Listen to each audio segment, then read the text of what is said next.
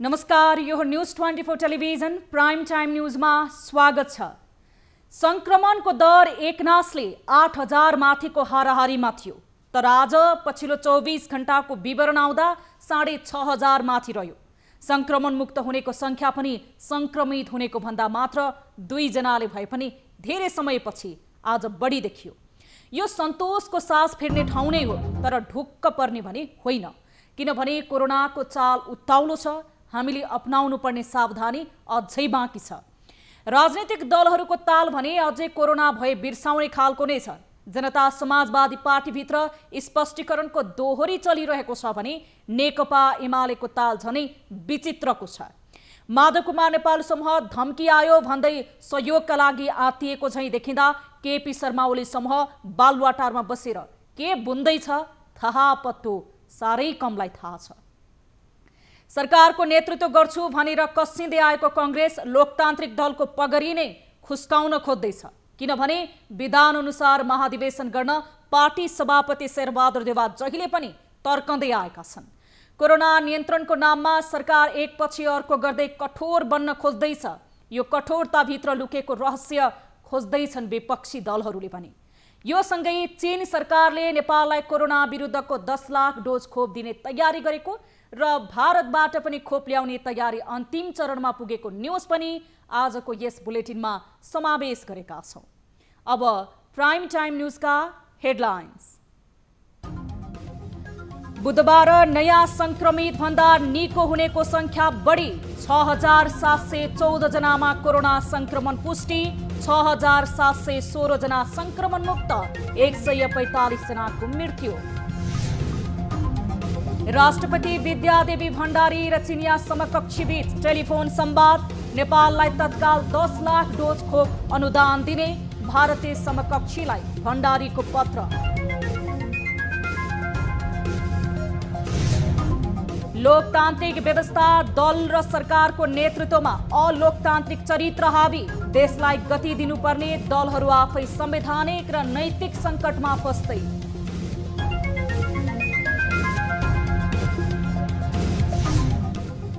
र लम्बिन्दो निषेधाज्ञाका कारण यातायात व्यवसायी र मजदुर मारमा, खरबौं रुपैयाँको लगानी डुब्ने सम्भावना बढेको भन्दै यातायात व्यवसायी चिन्तित।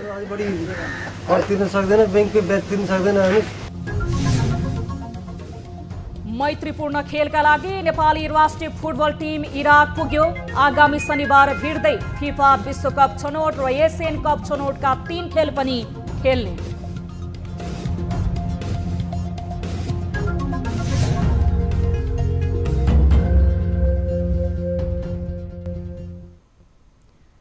हामी निरन्तर न्यूजमा छौं। नेपालमा कोरोना संक्रमितको संख्यामा केही कमी आएको छ। मुलुकभर पछिल्लो 24 घण्टामा 6714 जनामा नयाँ कोरोना संक्रमण फेला परेको छ।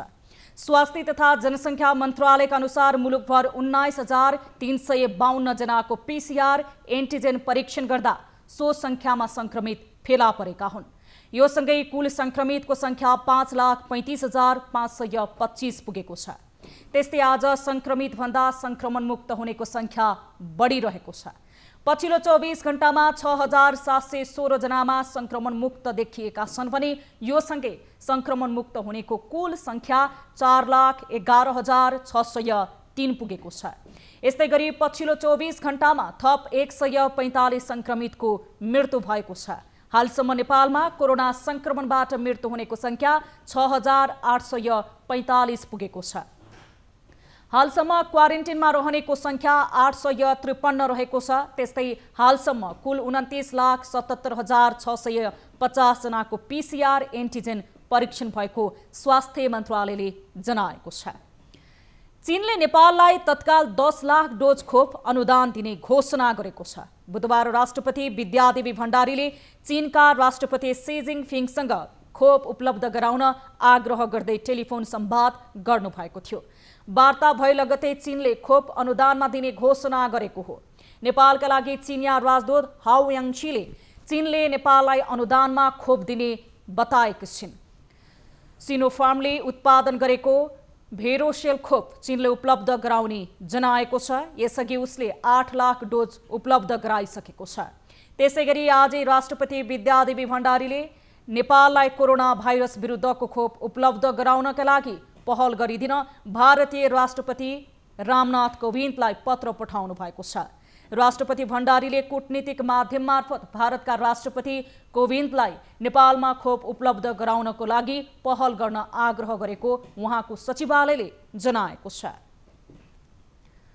कोरोना महामारीमा यो सरकार यसरी चुक्यो कि न उपयुक्त व्यवस्थापन गर्न सकेर आफ्ना नागरिक बचाउन सक्यो, न आज आएर खोपका लागि ढुक्क बनाउन सकेको छ। कोरोनाको अभावमा पहिलो डोज लगाएका कतिपय अझै पनि दोस्रो डोज पाउन नसकेर छटपटिरहेका छन्। यही अभाव र ढिलासुस्ती देखेर केही स्थानीय तह सङ्घीय सरकारसँग खोप खरिदमा पनि अधिकार खोज्न थालेका छन्। स्थानीय तहको यो अग्रसरताले संघीयताको अभ्यासले स्वास्थ्य क्षेत्रमा पनि नयाँ अनुभूत गराउन महसुस गरिन थालेको छ। एक रिपोर्ट। पाल्पाको रामपुर नगरपालिकाले सबैभन्दा पहिला यो कदम चालेपछि वीरगञ्ज महानगरपालिका हुँदै पाँचखाल नगरपालिका अहिले कोभिड-19 विरुद्धको खोप किन्न अघि सरेको छ। यी तीन स्थानीय तहले खोप खरिदका लागि स्वास्थ्य तथा जनसङ्ख्या मन्त्रालयसँग अनुमति माग्दै प्रति डोज खोपको मूल्य पनि खुलाइदिन आग्रह गरेका छन्। जनतासँग प्रत्यक्ष सरोकार राख्ने निकाय नै अहिले स्थानीय तहका सरकार बनिरहँदा उनीहरूको कदमलाई जनताको दबाव भन्दा पनि सकारात्मक अभ्यासको आरम्भको रूपमा हेर्न थालिएको छ। महामारी नियन्त्रणको दायित्व कानुनी रूपमा नै सङ्घीय सरकारसँग मात्र जोडिनु व्यावहारिक र युक्तिसङ्गत नहुने तर्क पनि उठ्न थालेको छ। दफा अनुसार नै स्थानीय सरकारलाई महामारी नियन्त्रण गर्न सम्मको अधिकार प्राप्त भएको हुनाले यो बेलामा सङ्घीय सरकार र प्रदेश सरकारले कन्जुसाइ गर्न जरुरी छैन। उनीहरूलाई अधिकार सम्पन्न साधन स्रोत सम्पन्न गराएर यो कोभिड विरुद्ध लड्नका लागि आवश्यक पर्ने साधन उपकरणहरू स्वास्थ्य उपकरणहरू उपलब्ध गराउनका लागि खरिद गर्नका लागि अधिकार दिनुपर्छ। गत वर्ष कोरोना महामारी सुरु हुँदा स्थानीय तहले क्वारेन्टाइन र आइसोलेसन निर्माण गरेर यसको रोकथाममा जुन तदारुकता देखाए त्यस्तो अवस्था यसपटक देखिएन। निकै ढिलो गरेर मात्र स्थानीय तहहरू अघि बढेको देखियो। यसमा सङ्घीय सरकारको नीति र निर्देशन नै मुख्य कारक रहेको जानकारहरूको भनाइ छ। महामारी नियन्त्रणमा सङ्घीय सरकारको केन्द्रमुखी चरित्र र उसको मातहतमा बनेको कोभिड-19 सङ्कट व्यवस्थापन केन्द्र CCMC को कमजोर भूमिकाले स्थानीय तहको उपेक्षा गरेको महसुस जनप्रतिनिधिहरूले गरेका थिए। अझै पनि अक्सिजनदेखि औषधिको व्यवस्थापनका लागि केन्द्रको नै मुख ताक्नुपर्ने प्रावधानले कोरोना नियन्त्रणमा स्थानीय तहको भूमिका कमजोर भन्दा महामारी नियन्त्रण बाहिरको अवस्थामा पुगेको जनप्रतिनिधिहरूको निष्कर्ष छ। केन्द्र सरकारबाट बेलैमा चाहिँ खोप नआएको भएर भयावह स्थिति हुँदछ। त्यही भएर हामी चुप लागेर बस्न सक्ने स्थिति छैन। हामीले आफ्नै पहलमा चाहिँ अहिले प्रयासहरू गरिरहेछौँ र केन्द्रीय सरकारलाई अहिले हामीले अनुमतिको लागि यदि हामीलाई खोप खरिद गर्ने उहाँहरूले अनुमति र त्यसको मूल्य निर्धारण गर्नलाई हामीले उहाँहरूको अनुमति मागेका छौँ। मुलुक संघीयतामा गयो तर अभ्यास अझै केन्द्रीकृत छ। संघीयताप्रति उद्धारभन्दा अनुदार शासकहरू केन्द्रमा रहँदा प्रदेश र स्थानीय तहहरू अझै पनि धेरै मुद्दामा केन्द्रको नै आशा गर्न बाध्य छन्। कोरोना महामारी नियन्त्रणमा देखिएको जटिलता चिर्न पनि कानुनमा संशोधन गरेर भए पनि प्रदेश र स्थानीय तहको भूमिका बढाउन आवश्यक देखिएको छ। पाल्पाको काठमाडौँमा फेरि बर्ड फ्लू संक्रमण पुष्टि भएको छ। काठमाडौँको कीर्तिपुर नगरपालिका र चन्द्रागिरी नगरपालिकामा पालिएका टर्कीमा बर्ड फ्लूको संक्रमण पुष्टि भएको हो। बर्ड फ्लू संक्रमण पुष्टि भएसँगै त्यस क्षेत्रमा टर्की नष्ट गर्न बिहानैदेखि टोली खटाइएको पशु सेवा विभागले जनाएको छ। अस्वाभाविक रूपमा टर्की मर्न थालेको सूचना पाए लगतै नमुना सङ्कलन गरेर केन्द्रीय प्रयोगशालामा RT-PCR परीक्षण गर्दा बर्ड फ्लू पुष्टि भएको विभागका प्रवक्ता डाक्टर चन्द्र ढकालले जानकारी दिनुभएको छ। अहिले संक्रमण थप फैलिन नदिनका लागि नियन्त्रणको प्रयास भइरहेको र प्रभावित क्षेत्रका पन्छी नष्ट गर्ने टोली बिहानैदेखि परिचालन भएको विभागका प्रवक्ता ढकालले बताउनु भएको छ। व्यावसायिक प्रयोजनका लागि किसानले फर्ममा पालेको टर्कीमा बर्ड फ्लू पुष्टि भएको हो। यसअघि काठमाडौँको तारकेश्वर, ललितपुरको नक्खु लगायतका क्षेत्रमा पनि केही महिना अघि लोकल कुखुरा, लियर्स कुखुरा र टर्कीमा बर्ड फ्लूको संक्रमण पुष्टि भएको थियो। प्रधानमन्त्री केपी शर्मा ओलीले कोरोनाको दोस्रो लहरलाई नियन्त्रण गर्ने अवस्था सिर्जना भएको बताउनु भएको छ। 2565 बुद्ध जयन्तीको अवसरमा सन्देश जारी गर्दै प्रधानमन्त्री ओलीले कोरोनाको दोस्रो चरणको महामारीलाई विभिन्न तवरले नियन्त्रण गर्ने अवस्था सिर्जना भएको बताउनु भएको हो।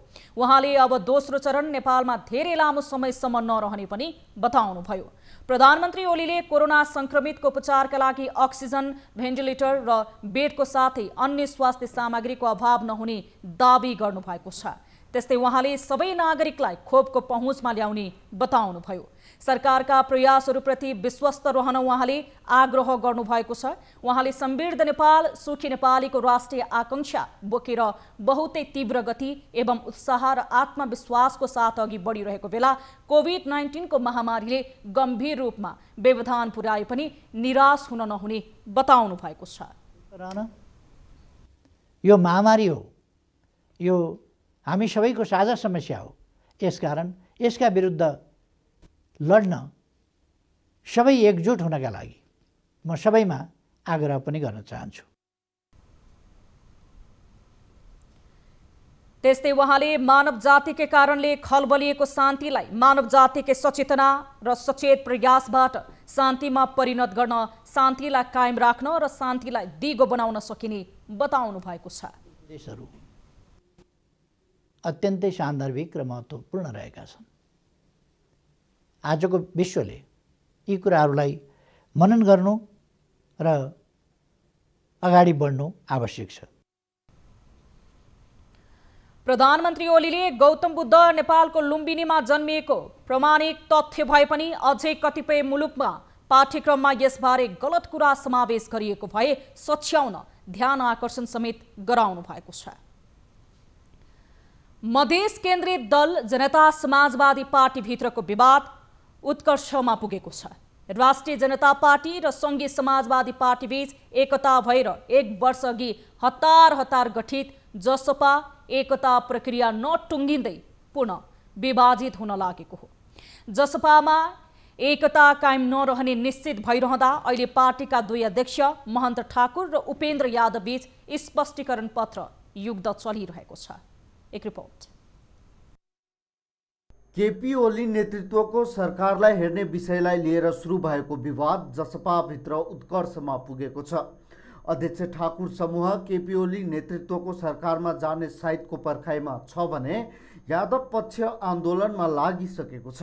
अध्यक्ष यादव समूहले प्रधानमन्त्री ओलीको पक्षमा उभिएको भन्दै अध्यक्ष ठाकुर, वरिष्ठ नेता राजेन्द्र महतो, लक्ष्मणलाल कर्ण र सर्वेन्द्रनाथ शुक्लालाई स्पष्टीकरण सोधेको छ। ओलीको संसद विघटन गर्ने अलोकतान्त्रिक, असंवैधानिक र प्रतिगमनकारी कदमलाई पार्टी निर्णय र नीति विपरीत किन साथ दिएको भन्दै 3 दिनभित्र स्पष्टीकरण पेश गर्न भनिएको छ। त्यस्तै महतोलाई पार्टी विधान विपरीत संसदीय दलको नेता बनाएको, पार्टी अनुशासन नमानेको लगायतका विषयमा जवाफ मागिएको छ।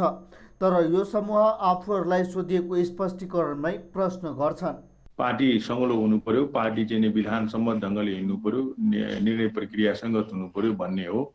बुझाउनु हुन्छ भने पार्टी जीवन चाहिँ सङ्गलो भएर अगाडि बढ्छ। बुझाउनु हुन्न भने त्यसले चाहिँ के देखिन्छ भने पार्टीको चाहिँ एकीकरण समायोजन प्रक्रिया जुन प्रोसेसमा छ त्यसलाई यसले हडल्स गर्छ, अवरोध गर्छ। त्यस्तै अध्यक्ष ठाकुरले पनि यादवलाई जवाफी स्पष्टीकरण सोधेका छन्। मंगलबार सोधिएको स्पष्टीकरणमा यादवलाई पार्टी एकता विपरीत गतिविधि गरेको, लुम्बिनी प्रदेशका 4 सांसदलाई एकलौटी कारवाही गरिएको, विपक्षी गठबन्धनका शेरबहादुर देउवालाई प्रधानमन्त्री बनाउन माग गरिएको रिटमा हस्ताक्षर गरिएको विषयमा 3 दिनभित्र जवाब पेश गर्न भनिएको छ। तर यो समूह ठाकुरलाई स्पष्टीकरण बुझाउने पक्षमा देखिएको छैन। उपेन्द्रजीले किन बुझाउनु पर्ने? पार्टीको बहुमत उहाँसँग छ, पार्टीको बहुमतले गरेको निर्णय हुन्छ हैन। त्यसैले उहाँले बुझाइरहनु पर्छ जस्तो लाग्दैन, किनकि ठाकुरजीहरूले सोधेको स्पष्टीकरण नै अवैधानिक हो। अवैधानिकको उत्तर दिनु जरुरी हुन्छ। सरकारतिर लहसिएको ठाकुर समूह र सरकार विरुद्ध उत्रिएको यादव समूह अब एक अर्कालाई स्पष्टीकरण नबुझाएको बहानामा कारबाहीको अन्तिम तयारीमा छ। अघिल्लो वर्ष प्रधानमन्त्री ओलीले कोरोना महामारीकै बेला राजनीतिक दल सम्बन्धी अध्यादेश ल्याउन लागेपछि रातारात मिलेको जसपा अन्ततः ओलीलाई समर्थन वा विरोध गर्ने विषयलाई लिएर विभाजनको सङ्घारमा पुगेको छ। टिभी जर्नलिस्ट जगन्नाथ दुलालको रिपोर्ट। नेपालमा अहिले विद्यमान राजनीतिक व्यवस्था संसदीय लोकतान्त्रिक व्यवस्था हो। यो व्यवस्थामा सरकार बनाउने विषय संसदको हुने भए पनि अहिले नयाँ प्रधानमन्त्री बनाउने विषय न्यायालयभित्र पुगेको छ। लोकतान्त्रिक व्यवस्था भए पनि यहाँका राजनीतिक दल र सरकारमा रहेका व्यक्तिहरूमा लोकतान्त्रिक चरित्रको अभाव हुँदा यस्ता समस्याहरू दोहोरिने गरेका छन्। नेकपा एमाले र जनता समाजवादी पार्टी आन्तरिक कलहले विभाजनको सङ्घारमा पुग्दा कांग्रेस भने पार्टीको महाधिवेशन गर्न नसक्दा संवैधानिक सङ्कटमा पर्ने देखिएको छ। एक रिपोर्ट। राजनीतिक रूपमा देश कता जान्छ अन्यल कायम रहँदा देशको राजनीतिलाई गति दिनुपर्ने दलहरू यति बेला आफै सङ्कटमा परेका छन्। मूलतः यसो हुनुमा ती दलभित्र लोकतन्त्रको अभ्यास नहुनु नै मुख्य कारण रहेको जानकारहरू बताउँछन्। प्रजातन्त्र ल्याउनकै लागि स्थापना भएको पार्टी नेपाली कांग्रेस अहिले संवैधानिक सङ्कटको डिलमा पुगेको छ। पार्टीको विधान अनुसार महाधिवेशनको मिति घर्काएको कांग्रेसलाई संविधानमा भएको व्यवस्थाले बचाएको थियो। कांग्रेसले पार्टीको वैधानिकता जोगाउने हो भने 2078 भदौभित्र महाधिवेशन गर्नै पर्छ। 14औं महाधिवेशन भदौ 7 देखि 10 गतेसम्मका लागि तोकिएको छ। तर अहिलेसम्म क्रियाशील सदस्यता नै टुङ्गिएको छैन भने अधिवेशनको कार्यतालिका भत्किसकेको छ। राजनीतिक विश्लेषक राजेन्द्र महर्जन नेपालमा दलहरूभित्र आन्तरिक लोकतन्त्रको अभ्यास कमजोर रहेको बताउँछन्। पार्टीलाई कुनै प्राइभेट लिमिटेड जस्तो बनाउँदा समस्या आउने गरेको उनको भनाइ छ। नेपालका अधिकांश पार्टीहरू प्राइभेट लिमिटेड जस्तो हुन थाल्यो र त्यसको नेतृत्व मूल रूपमा अध्यक्षता गर्नेहरूको हातमा चाहिँ सिइओ हातमा जसरी शक्ति केन्द्रित हुन्छ नि प्राइभेट लिमिटेड या प्राइभेट कम्पनीहरूमा त्यसरी नै पार्टीको लिडरसिप पार्टीको सत्ता शक्ति चाहिँ मूल एकजना मान्छेमा अध्यक्षमा जम्मै केन्द्रीकरण भएपछिको यो समस्या हो। नेकपा एमाले पनि आन्तरिक कलहकै कारण फुटको सङ्घारमा छ। अध्यक्ष केपी ओलीले आफू इतरका नेताहरूमाथि कारबाहीको डण्डा चलाएको भन्दै निरङ्कुश शैलीमा पार्टी चलाएको माधव नेपाल पक्षले आरोप लगाएको छ। पार्टीभित्र फरक मतप्रति निर्मम हुने ओलीमा रहेको अलोकतान्त्रिक प्रवृत्तिका कारण एमाले फुटको सङ्घारमा पुगेको ओली इतर समूहको प्रतिक्रिया छ। वरिष्ठ नेता झलनाथ खनाल माधव नेपाल सहितका शीर्ष नेतालाई ओलीले पार्टीबाट निष्कासन गरिदिएपछि एमाले सङ्कटमा छ। उता जनता समाजवादी पार्टीभित्र महन्त ठाकुर र उपेन्द्र यादव एकअर्कालाई स्पष्टीकरण सोधेर कारबाहीको तयारीमा छन्।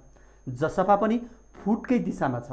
राजनीतिक विश्लेषक रोशन जनकपुरी नेपालमा दलहरूमा गैर राजनीतिक चरित्र रहेको स्वार्थ र अवसरवादी प्रवृत्ति हावी हुँदै गएको बताउँछन्। राजनीति हराइरहेको जस्तो छ, एउटा गैर राजनीतिक चरित्र हावी हुँदै गइरहेको छ। त्यो भन्दाखेरि अब जब राजनीति नै रहेन भनेपछि त अवसरवाद मात्रै हुन्छ। लोकतन्त्रको लागि लडेको चुनाव स्वीकारेको भन्ने मात्र आधारले कुनै पनि दल लोकतान्त्रिक हुन सक्दैन। पार्टी सञ्चालन र निर्णय प्रणाली, पार्टीभित्रको फरक मतप्रतिको व्यवहार, कार्यकर्ता र महाधिवेशनको अध्यावधिक अवस्था, लेखा प्रणालीको पारदर्शिता जस्ता विषयले दल कति लोकतान्त्रिक छ भन्ने कुरा थाहा हुन्छ। तर विडम्बना नेपालमा दलहरूभित्रको आन्तरिक लोकतन्त्रको दुरूह अवस्था उदाङ्गो भएको छ।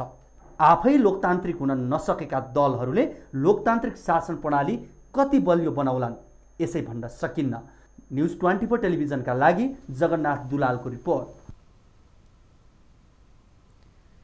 नेकपा एमालेको स्थायी कमिटी बैठकले सुदूरपश्चिम प्रदेश सरकारलाई दिएको समर्थन फिर्ता लिन गरेको निर्णय प्रदेश संसदीय दलको बैठकले कार्यान्वयन नगर्ने भएको छ।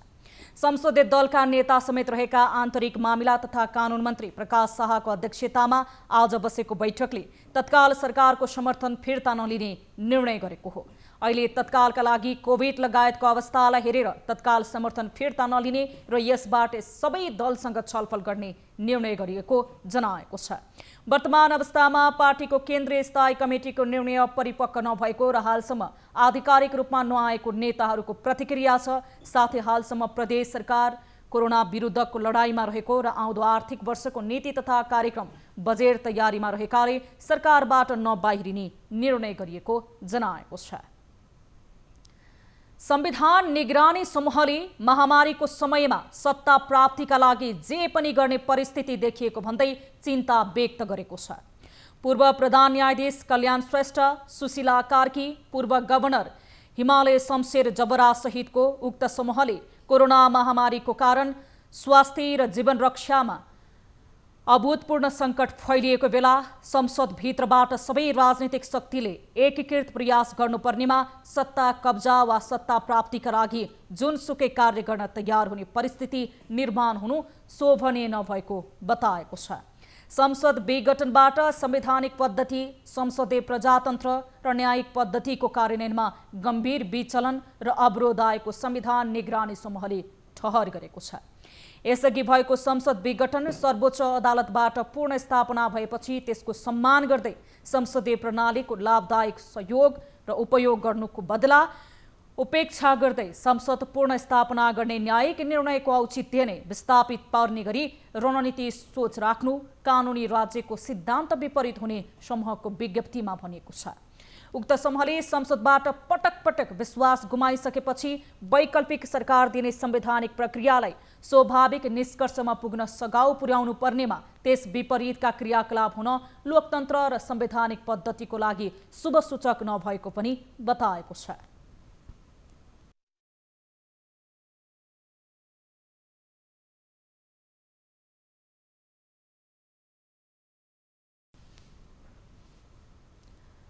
उपत्यकामा लगाइएको निषेधाज्ञा एक साताका लागि थप गरिएको छ। थपिएको निषेधाज्ञामा बिहान 9 बजेसम्म तरकारी, फलफूल, दूध, मासु र ग्यासको पसल खोल्न पाइनेछ। एक हप्ताका लागि पुग्ने खाद्यान्न खरिद गर्न उपत्यकाका प्रशासनले अनुरोध गरेको छ। तर आम सर्वसाधारण भने प्रशासनले छाक टार्नै मुस्किल, मजदुर र विपन्न वर्गलाई बेवास्ता गरेको भन्दै रुष्ट छन्। एक रिपोर्ट।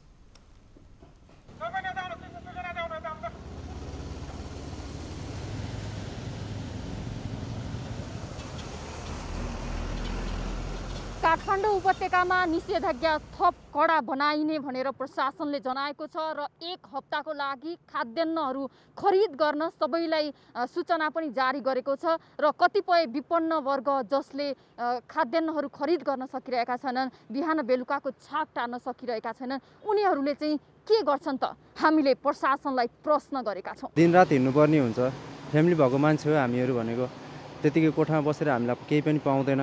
गाह्रो त गाह्रै हुन्छ, हामीलाई गरी खाने मान्छेलाई हिँड्नु परिहाल्छन्, त्यस्तै हो।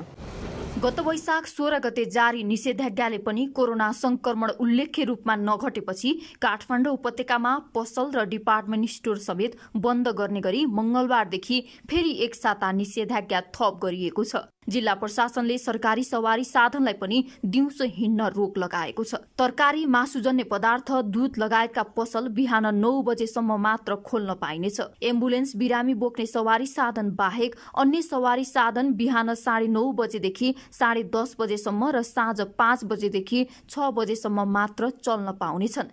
खाद्यान्न पसल, किराना पसल र डिपार्टमेन्ट स्टोरहरूलाई पनि बन्द गर्ने एक हप्ताको लागि, त्यसपछि ब्याङ्क तथा वित्तीय संस्थाको पनि एकदमै सीमित गर्ने, सरकारी कार्यालयहरूकोमा पनि मुभमेन्टलाई कन्ट्रोल गर्ने हामीले निर्णय लिएका छौँ। निषेधाज्ञाले समस्यामा परेका मजदुर र विपन्न वर्गलाई सहयोग के छ भन्ने प्रश्नमा खाद्यान्न खरिद गर्न नसक्नेले काठमाडौँ जिल्ला प्रशासन वा महानगरमा सम्पर्क गरे सहयोग उपलब्ध गराउने व्यवस्था गरिएको जवाफ सिडिएको छ।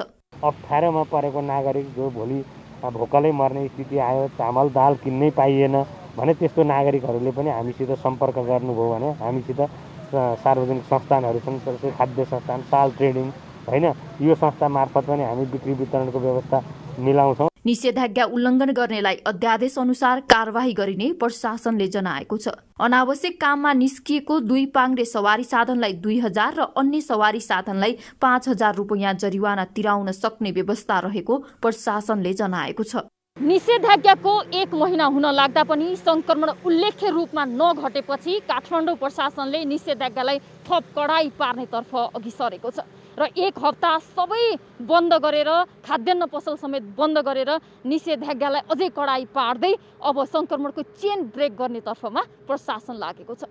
निषेधाज्ञालाई थप कडाई पार्दा अब संक्रमण कतिको घट्छ त्यो त हेर्न बाँकी नै छ, तर विपन्न वर्गको व्यवस्थापन र सहयोगतर्फ पनि प्रशासनको ध्यान जान आवश्यक छ। क्यामेरामा केशव निरलाका साथ टिभी जर्नलिस्ट रिया भण्डारी, काठमाडौँ। हामीसँग न्युजहरू अझै बाँकी छन्। अहिले लाइभ ब्रेक।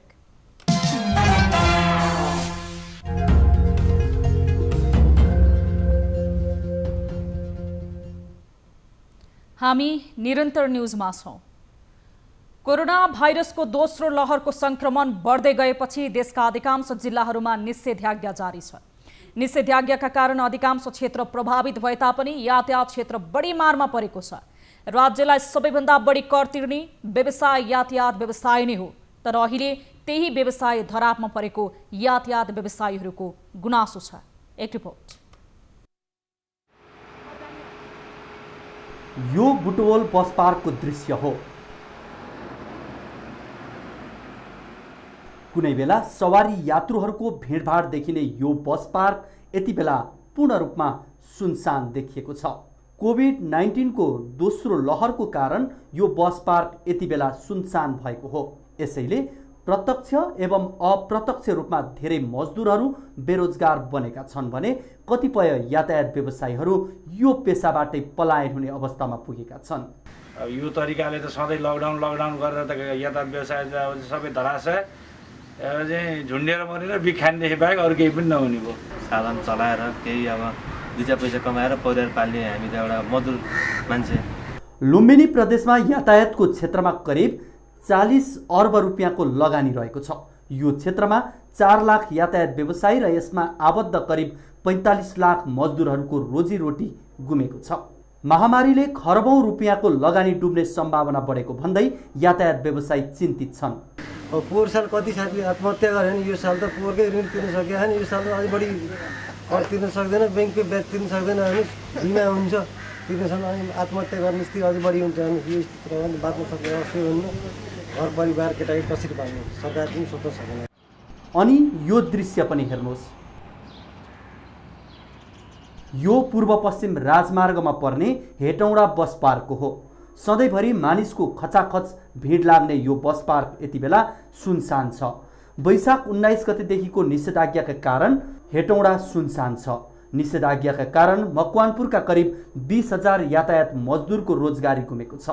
बैंकबाट कर्जा लिएर सवारी साधन खरिद गरेका व्यवसायीलाई बैंकको ब्याज र कर्जा कसरी तिर्ने भन्ने पिरलो छ। त्यो व्यवसायीहरू कुनै पनि ढङ्गको सम्बोधन गर्न सकेन, कहीँबाट सहयोग रहेन भने फेरि त्यही व्यवसायमा फिर्ता नआउन सक्ने गरी धराशायी भएको छ। निषेधाज्ञाको अवधि कहिलेसम्म लम्बिने हो अझै यकिन छैन। सरकारले आगामी बजेटमा यातायात व्यवसायी र मजदुरका लागि आर्थिक प्याकेज, बैंकको ब्याज मिनाहा एवं लाइसेन्स र सवारी साधनको नवीकरणमा लाग्ने जरिवाना छुटको व्यवस्था गर्नुपर्ने व्यवसायीको माग छ। न्युज 24 टेलिभिजनका लागि रूपन्देहीबाट टिभी जर्नलिस्ट शिव डुम्रे र मकवानपुरबाट सुजन पुडा सैनीको रिपोर्ट। कोरोनाको कारण मानवीय गतिविधि ठप्प हुँदा धेरै होटल तथा रेस्टुराँहरू धराशायी बन्ने अवस्थामा पुगेका छन्। चितवनको पर्यटकीय गन्तव्य सौराहाका होटल तथा रेस्टुराँमा कार्यरत 5,000 बढी मजदुर अहिले बेरोजगार बन्न विवश छन्। एक रिपोर्ट। कोरोना महामारीका कारण लगाइएको बन्दाबन्दीले सौराहा सुनसान छ। अन्य समय गुलजार बन्ने होटल तथा रेस्टुराँका मजदुरहरू अहिले कामविहीन छन्। पहिलो चरणको लकडाउनको अन्त्यपछि होटल फर्केका मजदुरहरू दोस्रो लहरको कोरोनापछि पुनः घर फर्किन बाध्य भएका छन्। पहिला जस्तो थियो लकडाउन त्यस्तै नै हो। हामी त होटल खोलेर बसेका छौँ, स्टाफहरू त्यो बल्ल चलिरहेको थियो होटल, तैपनि फेरि यही लकडाउनले गर्दाखेरि बन्द भयो। सिजनको बेला दोस्रो लहरका कारण भएको बन्दले धेरै मजदुरले रोजगार गुमाएका छन्। होटलमा काम गर्ने कर्मचारीदेखि हात्तीका माउते, ढुङ्गा चालक, बोटेहरू सबैको रोजगारी कोरोनाले खोसेको छ। प्रत्येक होटल रेस्टुरेन्टदेखि लिएर पर्यटन व्यवसायसँग सम्बन्धित सबै कुरा चाहिँ ठप्प भएको कारणले गर्दा चाहिँ अब अहिले कोरोनाको सङ्क्रमण जुन दोस्रो लहरको कोरोना आएको छ, अहिलेको समयमा चाहिँ यहाँ सम्पूर्ण कर्मचारीहरू चाहिँ आफ्नो रोजगार गुमाएकै अवस्था छ। जनवरीदेखि वर्षा अघिको समयलाई पर्यटनको पहिलो सिजनको रूपमा लिन्छ। यो समय चितवनमा 80% पर्यटक हुन्थे, तर कोरोनाका कारण गत वर्ष र यो वर्ष सौराहा, पटिहानी, जगतपुर र मेगौलीका होटलहरू सुनसान छन्। पर्यटकलाई हात्तीमा घुमाएर मनोरञ्जन प्रदान गर्ने माउतीहरूलाई यसको ठूलो प्रभाव परेको छ। कोभिडका कारण यहाँका होटल व्यवसायहरू अहिले निकै अन्यलमा छन्। कोभिडको दोस्रो लकडाउन सँगसँगै पर्यटन क्षेत्र बन्द भएको छ र सम्पूर्ण क्षेत्रहरू चाहिँ अहिले चाहिँ ठप्प भएका छन् र यसै कारण अहिले हाम्रो चाहिँ समस्याहरू जीवका थियौँ रहेका छन्। फेरि पनि हामीसँग ब्याङ्कको समस्या उत्तिकै छ, हाम्रा स्टाफहरूलाई घर पठाउनु परेको समस्या उत्तिकै छ। स्वदेशी तथा विदेशी पर्यटकले सधैँ भरिभरा हुने चितवनको सौरा लगायतका पर्यटकीय स्थलको रौनक र यहाँको व्यवसायलाई कसरी बचाउने निकै महत्त्वपूर्ण विषय बनेको छ। न्युज 24 टेलिभिजनका लागि चितवनबाट टिभी जर्नलिस्ट शरद आचार्यको रिपोर्ट। अब बिजनेस न्युज।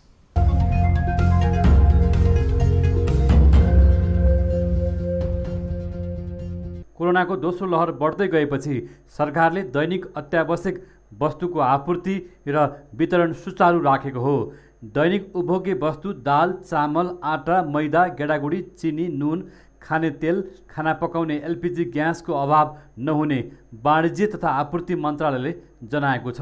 काठमाडौँ उपत्यकामा निषेधाज्ञालाई थप कडाई गरे पनि अत्यावश्यक वस्तुको आपूर्ति र वितरणमा समस्या नभएको वाणिज्य तथा आपूर्ति विभागले जनाएको छ। उत्पादक र आयातकर्ताहरू र ठुला गोदामहरू को चाहिँ थोक विक्रेताहरूको गोदामहरू चाहिँ हामीले अनुगमन निरीक्षण गरेका थियौँ। त्यहाँ भएको उपलब्धता र कृषि मन्त्रालयबाट प्राप्त चाहिँ तथ्याङ्क समेत आन्तरिक उत्पादनको तथ्याङ्क समेत हेरेर र के अरे भन्सार विभागबाट चाहिँ आयातको अवस्था सबैलाई विश्लेषण गर्दाखेरि हामीसँग झन्डै साउनभन्दा उतासम्मलाई साउन भदौसम्मलाई पुग्ने चाहिँ खाद्य वस्तुहरू पर्याप्त छ। अत्यावश्यक वस्तु तथा सेवा क्षेत्रका निजी उद्योग तथा कल कारखानाहरू नियमित रूपमा सञ्चालनमा रहेका छन्। अक्सिजन, खाना पकाउने ग्यास र केही अत्यावश्यक खाद्यान्न उत्पादन गर्ने उद्योग तथा कारखानाहरू नियमित रूपमा सञ्चालनमा रहेको उद्योग वाणिज्य तथा आपूर्ति मन्त्रालयले जनाएको छ। सरकारको स्वामित्वमा रहेका औद्योगिक क्षेत्रमा रहेका खाद्य उद्योगहरू पनि नियमित रूपमा सञ्चालनमा रहेको हुँदा अत्यावश्यक वस्तुको अभाव नहुने विभागले जनाएको छ।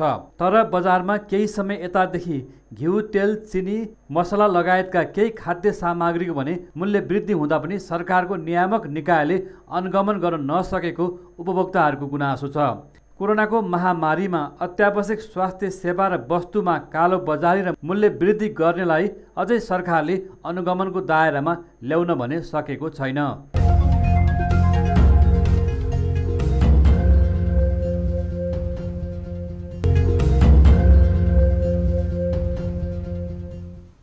हामी निरन्तर न्युजमा छौं।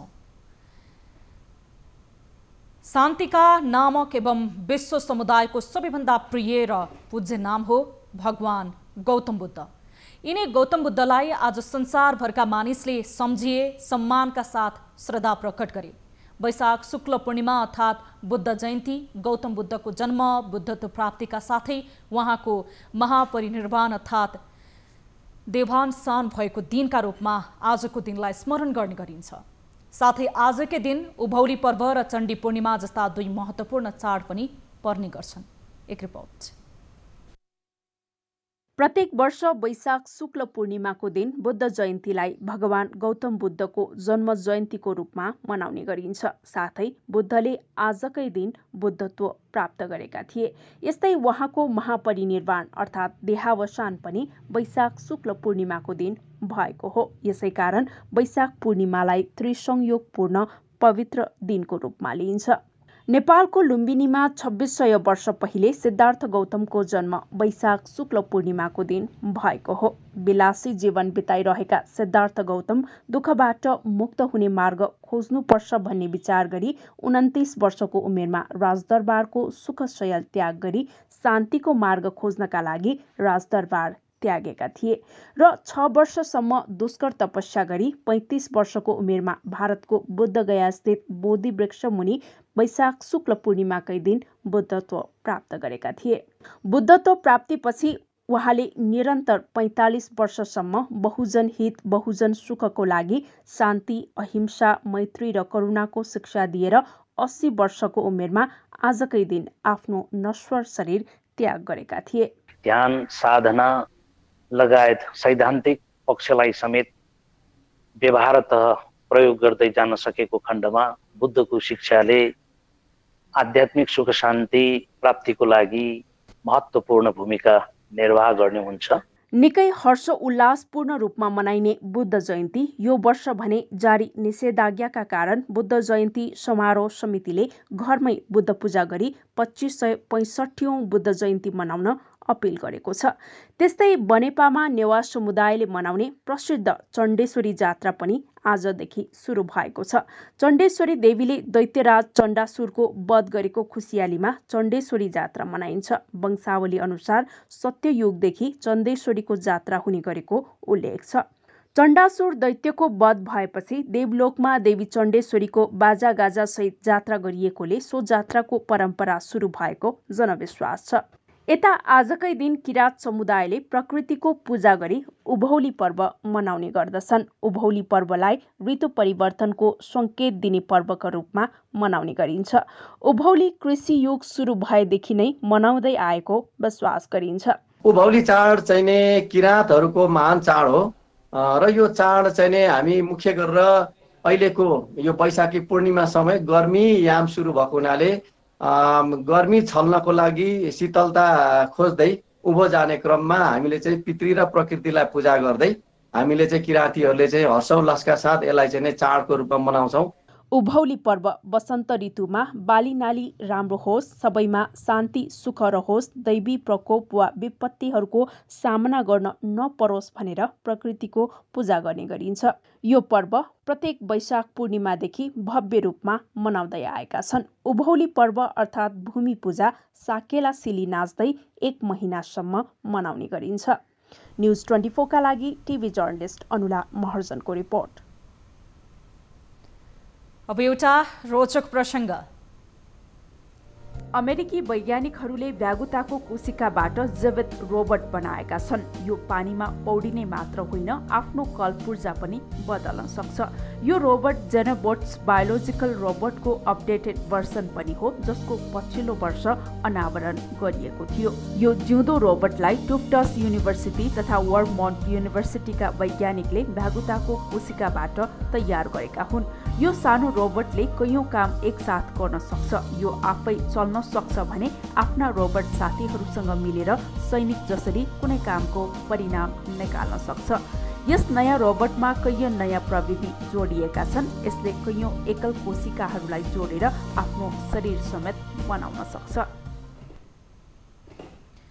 प्राइम टाइम न्यूज सक्नु अघि अहिलेसम्मका हेडलाइन्स पुनः एकपटक। बुधबार नयाँ संक्रमित भन्दा निको हुनेको संख्या बढी, 6714 जनामा कोरोना संक्रमण पुष्टि, 6716 जना संक्रमण मुक्त, 145 जनाको मृत्यु। राष्ट्रपति विद्यादेवी भण्डारी र चिनिया समकक्षीबीच टेलिफोन संवाद। नेपाललाई तत्काल 10 लाख डोज खोप अनुदान दिने भारतीय समकक्षीलाई भण्डारीको पत्र।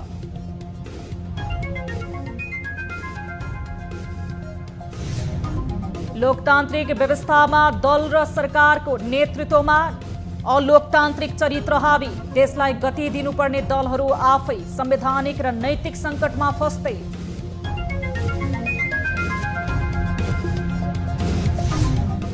र लम्बिदो निषेधाज्ञाका कारण यातायात व्यवसायी र मजदुर मारमा, खरबौं रुपैयाँको लगानी डुब्ने सम्भावना बढेको भन्दै यातायात व्यवसायी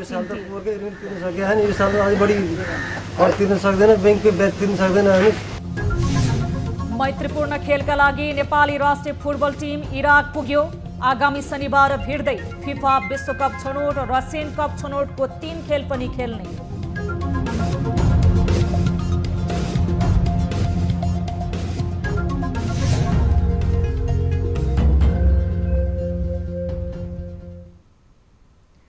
प्राइम टाइम न्यूज अहिलेलाई यति नै। जाँदा जाँदै ताली र गालीका लागि हामीले सोधेको प्रश्न, कोरोना नियन्त्रणमा आउन नसक्नुमा राजनीतिक गतिविधि कतिको जिम्मेवार देखिन्छ भन्नेले तालीमा र सम्बन्ध छैन भन्नेले गालीमा भोट गर्न सक्नुहुनेछ हाम्रो पात्रोको एप्लिकेसन मार्फत। थप न्यूजको लागि हाम्रो वेबसाइट www.news24nepal.com हेर्न नभुल्नुहोला। साथै तपाईले हामीलाई फेसबुक, ट्विटर र युट्युबमा पनि फलो गर्न सक्नुहुनेछ। यस्तै मोबाइल, भाइबर र इमेलबाट न्युज 24 टेलिभिजनको हेल्प डेस्कमा कुनै समस्या र गुनासो छन् भने प्रत्यक्ष रूपमा सम्पर्क राख्न सक्नुहुनेछ। हामी निरन्तर न्युजमा छौं। नमस्ते।